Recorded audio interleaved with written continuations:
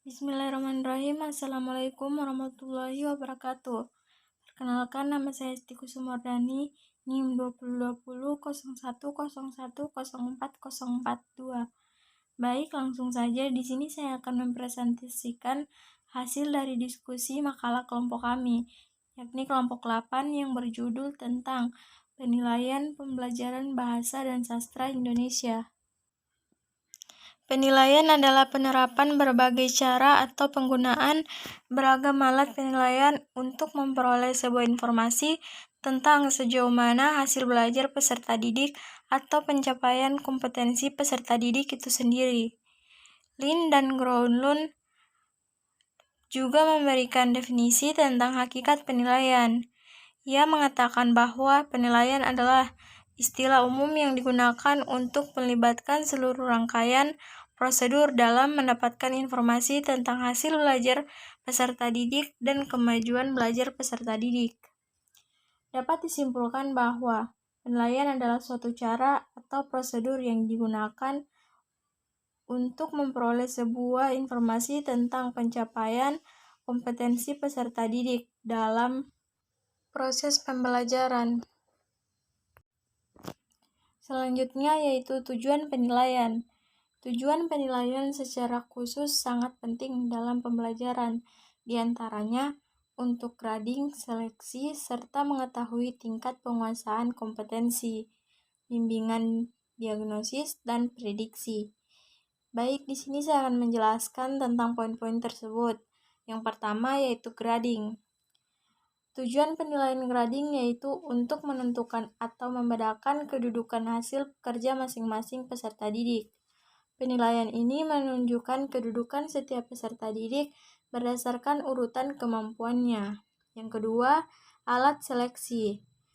Tujuan penilaian ini adalah untuk memisahkan peserta didik dalam kategori tertentu dan yang tidak. Peserta didik yang boleh masuk sekolah tertentu atau yang tidak boleh. Yang ketiga, tingkat penguasaan kompetensi, yaitu untuk menggambarkan sejauh mana peserta didik memahami atau telah menguasai kompetensi yang telah diberikan.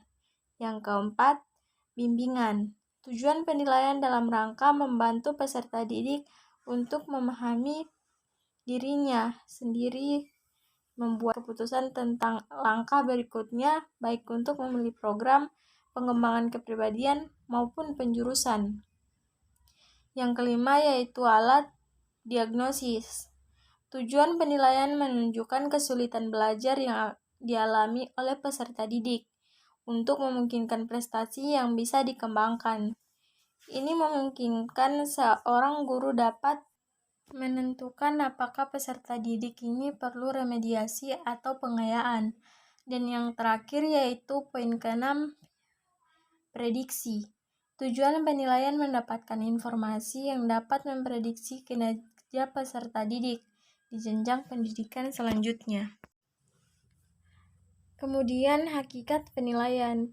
Secara umum alat penilaian terdiri dari dua jenis, yaitu tes dan non-tes. Alat penilaian atau tes adalah himpunan pertanyaan yang diberikan kemudian dijawab, dipilih, dan ditanggapi oleh peserta tes. Alat penilaian atau tes bertujuan untuk mengukur suatu aspek atau pemahaman tertentu dari peserta.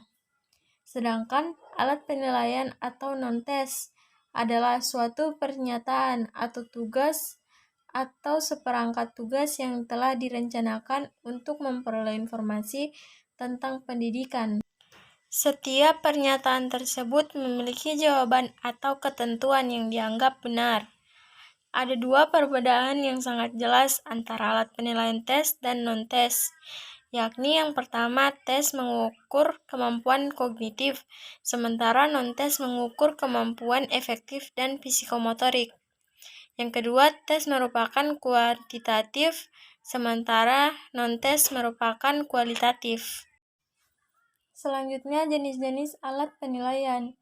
Menurut Hairudin dan kawan-kawan pada tahun 2007, ada beberapa alat yang digunakan dalam melakukan penilaian pembelajaran bahasa Indonesia, yakni alat penilaian tes. Di dalam alat penilaian tes terdiri dari beberapa alat, yakni yang pertama tes objektif atau tes jawaban memilih dengan berbagai variasi. Dalam tes ini yang digunakan adalah pilihan ganda serta benar atau salah. Yang kedua, tes esai atau tes jawaban tersusun serta terstruktur yang terdiri dari tes jawaban singkat dan tes uraian atau esai. Kemudian, alat penilaian non-tes. Di dalam alat penilaian non-tes yaitu ada 7 alat yang digunakan, yakni yang pertama alat ukur observasi. Digunakan untuk mengukur perilaku peserta didik atau kegiatan proses pembelajaran. Yang kedua, wawancara, yang merupakan teknik evaluasi yang menekankan pertemuan secara langsung antara guru dan siswanya. Yang ketiga, kuesioner, yang merupakan sebuah daftar pertanyaan yang harus diisi oleh responden atau objek yang diikuti. Kuesioner juga sering disebut sebagai angket atau daftar pertanyaan. Kemudian yang keempat, diskusi, merupakan pengambilan data dari hasil diskusi kelompok yang terdiri dari beberapa orang yang pada umumnya dipadu atau dipimpin oleh pengumpul data. Yang kelima, daftar cocok, sebuah daftar yang berisikan pertanyaan beserta dengan kolom pilihan jawaban. Yang keenam, proyek, yaitu penilaian yang mencakup perencanaan serta penyediaan analisis proyek atau kegiatan. Dan yang terakhir yaitu portofolio, yang merupakan laporan lengkap tentang yang dilakukan siswa dalam kurun waktu tertentu. Kemudian pada halaman berikutnya yaitu membahas tentang penskronan penilaian. Pemberian skor pada hakikatnya merupakan proses pengubahan jawaban instrumen menjadi angka-angka yang merupakan nilai kuantitatif dari suatu jawaban terhadap item instrumen. Menurut Ari Kunto pada tahun 2005, pemberian skor tes pada domain kognitif dapat dilakukan melalui beberapa cara, yaitu yang pertama, penskronan soal bentuk pilihan ganda. Cara penskronan tes pilihan ganda yakni penskronan tanpa ada jawaban, penskronan ada koreksi jawaban, dan penskronan dengan butir beda bobot. Yang kedua, pemberian skor tes pada domain efektif. Sedikitnya ada 2 komponen dalam domain efektif yang penting untuk diukur, yaitu sikap dan minat terhadap suatu pelajaran. Yang ketiga, pemberian skor tes pada domain psikomotor. Skala penilaian domain psikomotor cocok untuk menghadapi subjek yang jumlahnya sedikit.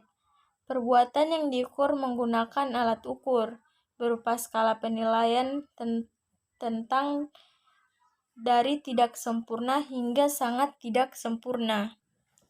Selanjutnya, pengembangan alat penilaian.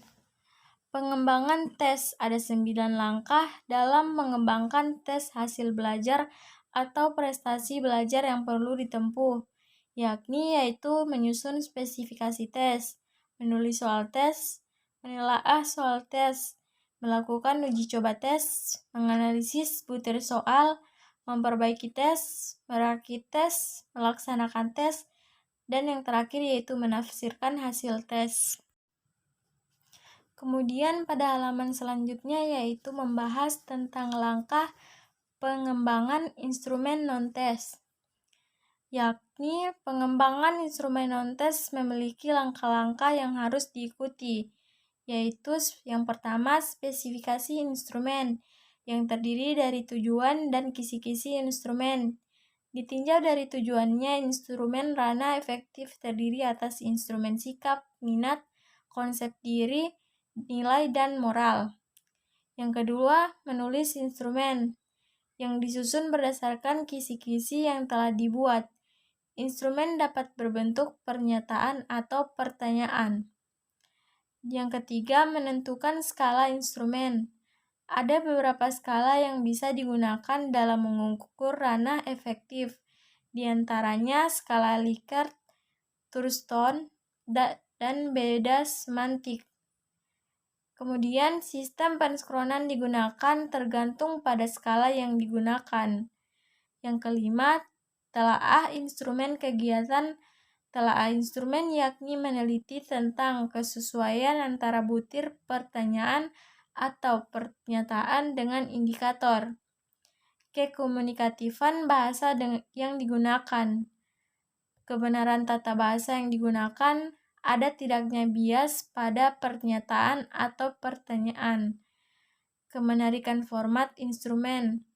Kecukupan butir instrumen sehingga tidak membosankan.